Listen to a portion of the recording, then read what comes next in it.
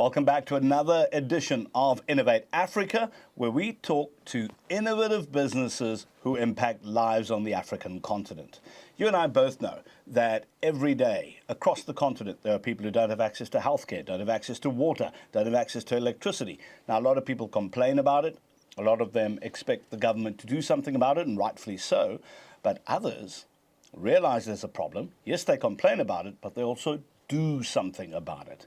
Today I'm going to introduce you to the team behind Mosebe Enterprises. Mosebe Enterprises have built their very own inverter. They're looking to deal with the lowest end of the market, aka people who've got absolutely nothing or totally off the grid. Leandro and Vincent will be telling you their story. Gentlemen, great having you here. Vincent, let's start with you, right? Mosebe Enterprises, what business are you actually in as a business? So we are into green energy. We manufacture these portable power stations for underserved communities.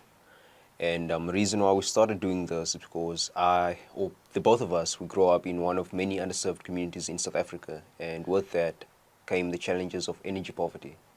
Right, Vincent, you talk about energy poverty, but can you maybe elaborate on how that is experienced? Well, growing up in one of many underserved communities, we realized that access to clean energy, it's either inconsistent or non-existent.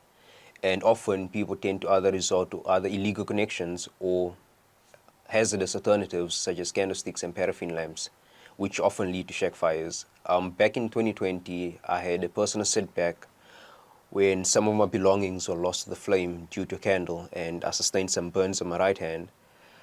So it was this traumatic event that catapulted me into doing more research as to what were the main leading causes of all these fires my community and the surrounding communities had been experiencing.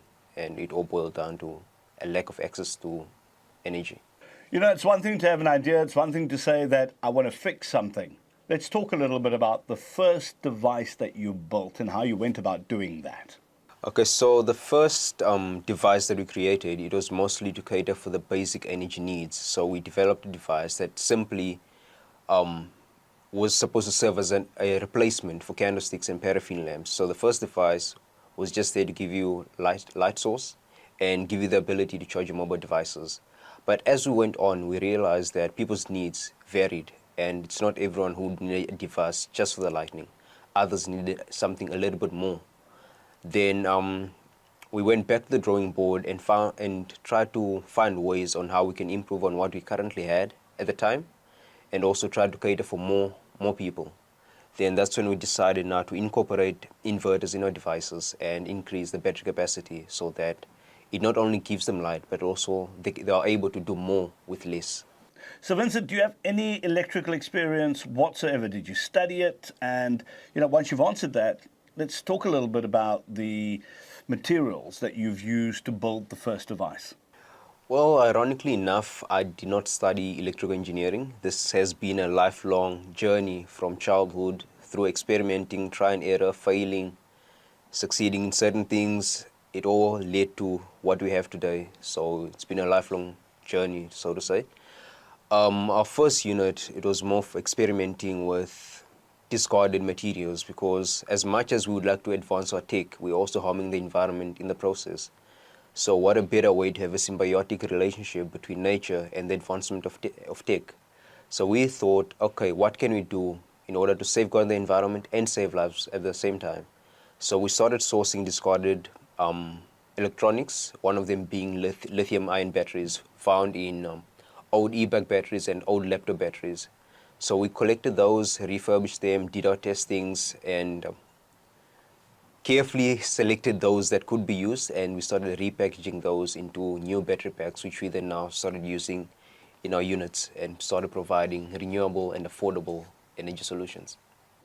Now, even though you didn't formally study it, I would imagine that you needed a level of tooling, some type of tools at least, to get this going. So did you? How did you get started just from a practical, pragmatic perspective?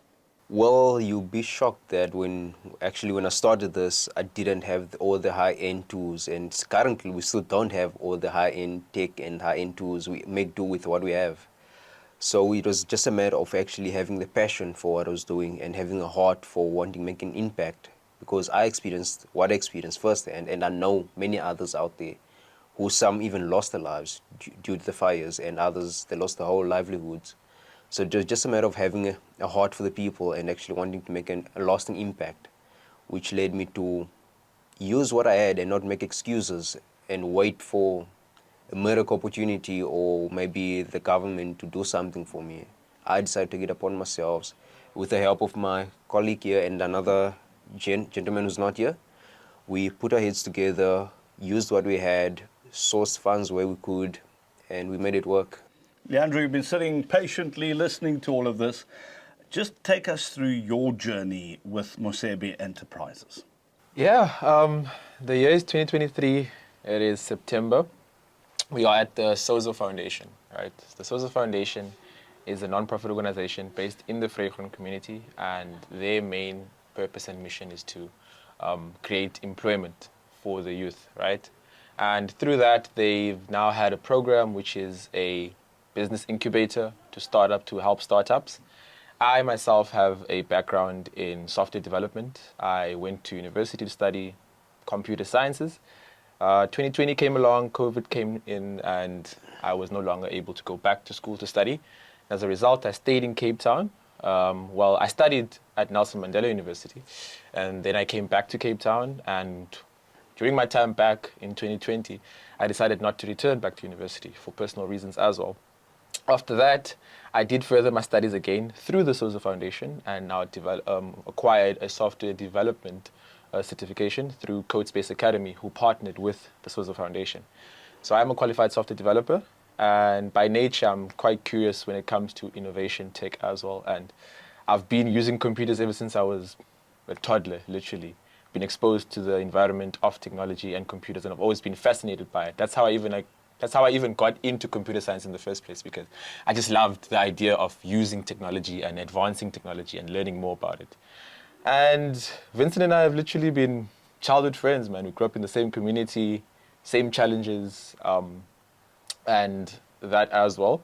So last year, September, right, we are now in the incubator doing different things. At the time, I was using my skill sets as a software developer to do freelance software development, building websites, producing logos, and things like that.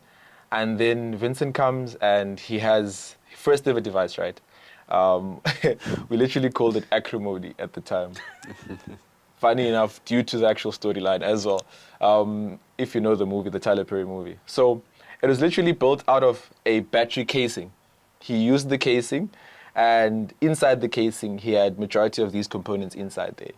And when we started to, ask questions about what's happening, what's inside here, and he started to talk more about, oh no, it's recycled materials. I took a transformer from a microwave and I put it inside here. I took this component, that component, and that's how it came to life. And then, like we did now, proof of concept, he'd plug in a fan, switch it on, and it works. And we're like, from this small thing? And then he'd charge your phone, charge my laptop, and we're like, there's something we could develop here, There's something that could come out of this. And we started to do our research more, and now it was like, the product is here, but what could we do with the product? How could it impact lives? How could we change, communities and stuff? And that's when we took it back home, and that's when he mentions the research. We started to develop more research. Took our own funds, whatever we could, grabbed some petrol money, went to Kailicha, started asking questions on the streets, started asking and learning more about that. And that's how we developed majority of the research in the background. And we took it back home because in Vrygroen right now, right, you get 3 tiers of community settlements, right? The entire community is called an informal settlement, but there's 3 levels to the informality. You get the RDP level, whereby you just have basic government funding and resources, where you have the house, you have the electricity, you're connected to the grid. Then you have informal settlements, the shacks, who still have some level of connectivity. They're shacks, but they have access to electricity. Then you get the recently developed shacks, who are literally off-grid. They are off-grid because there's no infrastructure put in place for them to have access to electricity at all. And that's when it struck. We were like, I think that's it. I think we found literally, dirty gold or the gold mine in terms of understanding how this could impact lives beyond just it being an innovation that we're just trying to make money out of. And that's where the fire started, honestly. They were like, Vincent, let's do something here. Let's come up with a logo. Let's come up with a brand name. Let's go register the business. And that's literally it. When he mentions we sourced everything ourselves, every time we have a little bit of money, how much does C cost? Oh, 100 and something. Oh, let's go to town. Boom. Went to town, registered the company. How much does it cost to print a t-shirt? Oh, t-shirt's like $80 at Pep. Let's go. Let's go. And literally every day, one day at a time, we put our heads on the grind. And now it's even shocking sitting here, and lifting my head and be like, it's been a year, bro. And all of this, it's really, for me, I'm in awe of how far we've come and what we've been able to achieve. But that's my backstory and how we came to be, All right, so you explained grit, you explained evolution, amazing story. But what does the current value for the market look like? We moved on to this unit, which we now to go from 100 amp hour, 10.4 amp hour lithium-ion battery to this 300 watt inverter, 20.8 lithium-ion battery. And it has Type-C capabilities. You can plug your TV to this, charge your laptop. It's perfect for students and people that needs power on the go. But then after we had this, approaching people and started speaking to them, that's when we actually found out that, okay, this is a nice to have, but for a household, this cannot cater for a household. This is, yes, for someone who needs to charge the laptop. Fine, it's a great product, portable, lightweight, pop in a backpack, and you're good to go. But what about someone who's living completely off the grid? What can we do for them? So went back to the drawing board, and at the moment we have these new units recently developed. They're called the Power Mini series. So it ranges from 1 kilowatt to 3 kilowatts. So those units we are planning to deploy them in the community of Chatsworth in Malmesbury. So that's where we are at the moment. And those units, you can connect your TV to that, your refrigerator. Basically, a basic household, a standard household can benefit from those. And great part about it, completely solar powered. Okay, and how do these actually compare with other inverters, other competitors in the market? Firstly, how we source our components is one of the differentiating factors, because instead of just buying brand new, we try to incorporate anything between 40 to 60% refurbished materials. So this type of sourcing management demonstrates not only our commitment to sustainability, but also our commitment to resource management. By doing that, we're reducing electronic waste, and also that allows us to manufacture products at a lower cost and therefore retailing them at a much more affordable price than what the competitors out there can do. And the magnitude of electronic waste is actually undervalued, because we've also found, the objections and questions of what if it runs out? What you're saying you're using refurbished batteries. What happens when they run out? Versus actually understanding the magnitude of how much discarded batteries are there versus the ones literally being manufactured on a daily basis as well. So it's literally, I would say, the way we are situated within the market, it's put us at an unfair advantage, because there's more discarded cells out there than people actually realize. And we actually now are on a mission to collect and gather those cells. So we are developing our site right now, our website as well, and on there we would like to have a donate panel as well, so people could now approach us and produce those batteries and provide us with those electronic components as well. And how these compare to the market is actually exactly how he mentions, with the sustainability aspect of it allows us to be able to cut a lot of those unnecessary costs, exporting costs, logistics as well. And that's how we're able to get the cost of goods to a low cost, so that we can actually produce these units much better and then deliver them to the market at a much more cost-effective solution. Didn't say congratulations, by the way. You've won the Sab Foundation Award. You've won a sum of money. We won't disclose how much. But will this money go a long way? Will it go quite far when it comes to helping you achieve the goals that you've set out in this discussion so far? Go for it. tremendously, because like he mentioned, we have a project we'd like to deploy to Chatsworth community, right? And with that, we've had the plan in place, but it's just a matter of understanding or having the capital to execute. Now we do have the capital to execute that plan. It's exactly where the funds are going to be literally, I would say, targeted at the beginning. We'd like to make sure that that comes to life, as not only will it act as a proof of concept, but it will impact lives. We aim to document each and every device that we deploy there, because we were speaking about it last week, how each device is linked to a unique story. Because each device will impact a family of people, not just a singular person, but a family, a household, how it changes their standard of living, how it redefines their status quo, and how they have access to more means as well. So that's literally where the funds are going to be diverted. Chatsworth. That's the word on our mouth right now, because that's the project that we see as being quite impactful. And now that we have the means to do so, there's nothing else stopping us from doing that.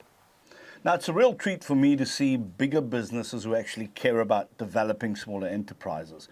We've heard about the Sab Foundation, but I also believe that the Astron Energy Development Fund assisted you. Tell me how they actually intervened and helped you along your way. Well, seeing that we're just a startup and there are a lot of regulations and rules in the industry which we may have or may have not considered, they helped us in terms of linking us up with the engineers at the refinery in Milnerton, who grilled us, which was a good thing. I mean, there are some hard-hitting questions about our products and the safety aspects of things, and also pointed us in the right directions as to how we could improve and what we need to include due to the safety standards which are required in the industry. And that was actually helpful. And we've been in talks with them and are still in talks with them, so we can only get better and improve from where we are with their assistance. Let's move on to some of the other things that you need some assistance with. This is one of the big parts of the show. It's to connect you with people who can assist. Now, financial help is one thing, but there's also non-financial assistance, which I think can go a long way. So tell me a bit about that. As much as we've been able to, cover so much ground and traction on our own, we definitely do need assistance. We do need hands in various areas and departments within the business as well. I mean, we've come so far based on our general knowledge and our grit and tenacity and what we could acquire based on our current skill sets. But we are not well adversed in other skill sets in the business that are required as well, like finance, like accounting, there's various departments that are yet to be elaborated upon. And for the business to grow and sustain itself over a long period of time, we're going to need that assistance as well. Those people to climb on board with us, those different skill sets to be incorporated within the business as well to help further its advancements. So we need that type of assistance. Well, and that's actually a great start. And as much as these devices look pretty and all, you'll be surprised that we manufacture these at home. So in the backyard, this is where we are currently operating from. But with the current project that we'd like to embark on, we are limited in terms of resources. And if there is an opportunity of where we could get maybe an operating space, like a warehouse or some sort, that would really help us, because now we'll be able to increase production, because we are operating in a narrow space. We show you the videos. It's quite a narrow path where we the space just is making literally bigger. This is it's huge compared to where we're operating from. So that will enable us to, increase our capacity, create more job opportunities for our fellow youth, and also impact lives. It's not only for us to grow ourselves, but we'll also be impacting other lives by giving us that capacity to expand. Where do you see yourself in 2 years from now? Beyond just 2 years, but the 2-year mark as well. It's being able to do Chatsworth and times that 10x, or even the whole Cape Town even. It starts there now, but once that gets off the ground, more communities will reach out and want a similar solution. So it's about impacting more lives like that and just expanding that growth as well. And then eventually SA as a whole. Finally, gentlemen, yes, an inspiring story. There are young people who are going to walk this path. You've learnt quite a bit. You've got a product that's ready for the market.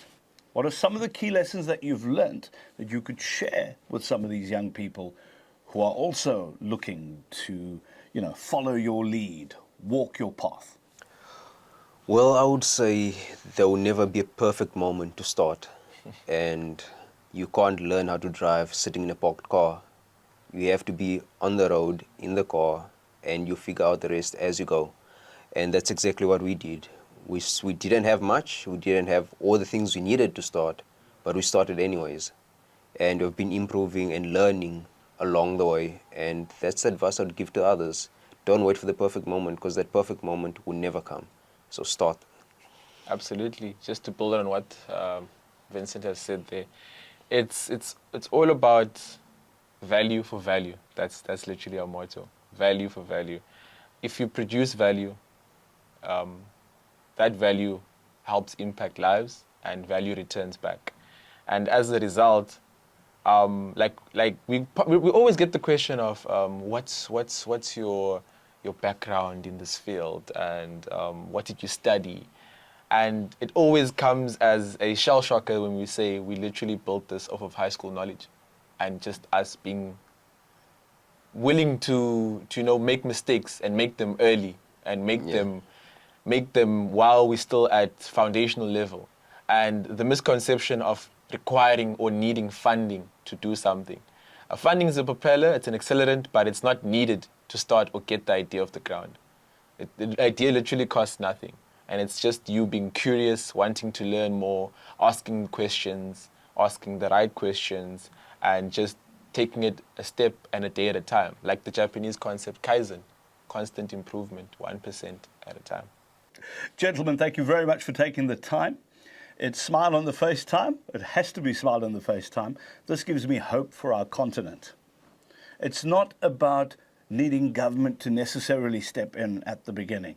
It's about encouraging young people in general, to understand that there are challenges and that they must use the means at their disposal to get things going, to start a process, to speak to other people, to see how collectively we can fix issues in our neighborhoods, but not just our neighborhoods, our countries, and indeed our continent. Have a fabulous rest of your day, and I'll see you next week with Innovate Africa.